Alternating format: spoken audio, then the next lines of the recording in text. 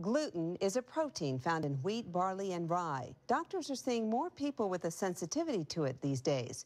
As Nisita Kwan shows us, many people find that going gluten-free makes them feel better. More than I have to stick? They are mother and daughter, and they share the bond of living with celiac disease. You can do it. The tiniest amounts of gluten can make them feel horrible. No bad stomach pains and bloating. The whole pantry is basically gluten-free. Gluten-free products have doubled in the last few years. So we have pancake mix, brownie mix, cookies. Yet gluten, a protein found in wheat, barley, and rye, is still in thousands of food products to add texture. Meanwhile, celiac disease does seem to be increasing. They found there were about 4 times as many now as there were back in the 1950s. Why? Pathologist James Gokin says that's a mystery. But doctors do know that the blood test for celiac disease is now so sensitive. If it's positive, 97 or 98% of the time, the diagnosis of celiac disease can be established.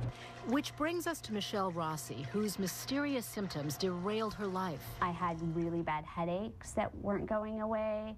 I would need 12 hours of sleep. My stomach hurt all the time. But it wasn't celiac. I was tested twice for celiac disease. So they did the blood work and then through the biopsy, and both came back negative. So there's no gluten in here? No. Finally, she dropped gluten out of desperation. By the 5th day of being gluten-free, it totally clicked. Like, all of my energy came back. It's like somebody finally turned on the light. Hi.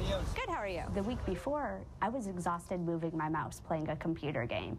And 2 weeks after going gluten-free, I went for a run. Much more specific for celiac disease than University of Chicago celiac specialist Stefano Guandolini says along with an increase in celiac disease, they're hearing more stories like Michelle's. There is really no way of defining this condition. Unfortunately, there are no available markers for this condition, so there is no way that any test can show you that you are gluten sensitive.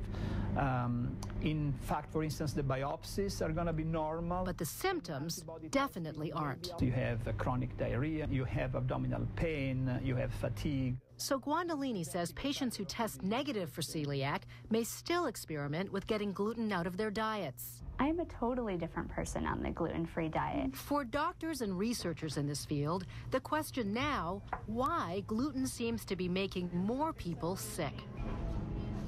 I never really realized what... That was Nisita Kwan reporting.